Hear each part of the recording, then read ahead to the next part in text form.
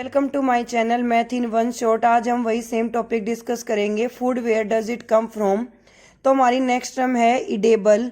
Edible क्या होते हैं? इडेबल ईट और इडेबल थिंग्स और substance which we can eat. जो चीजें हम खा सकते हैं हम उनको क्या कहते हैं? इडेबल।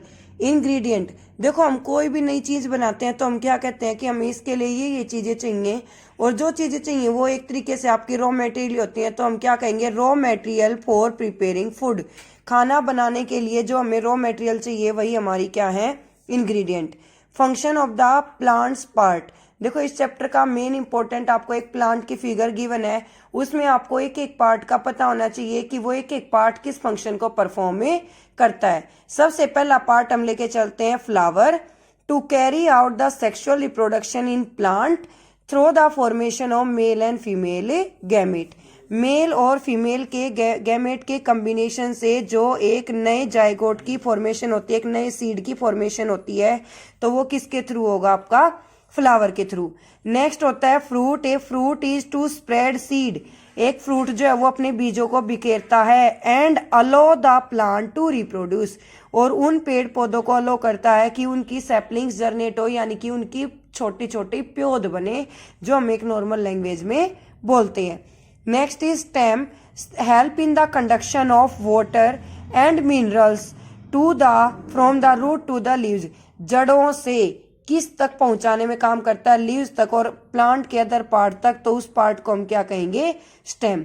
फिर आता है लीफ यानी कि पत्ता। To produce food for plant by photosynthesis, पेड़ पौधों के लिए जो खाना बनाकर तैयार करता है उसमें सबसे मेन इंपॉर्टेंट रोल किसका होता है? लीफ का होता है, यानी कि लीव्स का होता है, पत्तियों का होता है। नेक्स्ट इज बड। देखो जैसे कि हमने रोज का प्लांट को कट किया तो उसके बर्ड्स जो है वो अलग, उन बडिंग प्रोसेस से हम अलग अलग कलर के जनरेट कर सकते हैं। बड क्या रहेगा? Develop flower have the potential for journal shoot development, कि शूट डेवलपमेंट के लिए फ्लावर्स का जो एक पोटेंशियल रखते हैं हम उनको क्या कहते हैं? Bud. Next is root. Root होती है जड़। जड़ का क्या काम होगा? देखो हम पौधे में पानी देते हैं, वो उसको पानी को एब्जॉर्ब कर लेती है सॉइल, तो सबसे पहले तो ये हो गया absorption of A water. Dissolve material, यानी फिर आप कह सकते हैं मिनरल्स।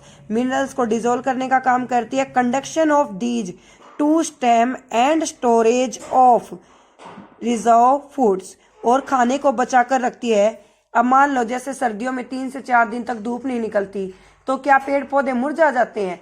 वो कुछ लंबे टाइम तक सरवाइव कर सकते हैं। अगर हमें एक टाइम पर खाना ना मिले तब भी हम पूरा दिन सरवाइव कर सकते हैं, क्योंकि हमारी बॉडी जो है वो एनर्जी को स्टोर करके रखने का काम करती है। सिमिलरली अगर एक पौधे को एक दिन पानी ना दिया जाए और नेक्स्ट डे भी दे दें तो वो सरवाइव कर सकता है।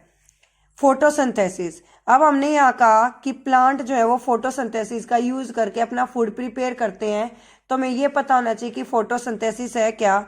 देखो फोटो का मतलब होता है light, I repeat it again, photo का मतलब होता है लाइट बायोलॉजी में, और सिंथेसिस का मतलब होता है बनाना।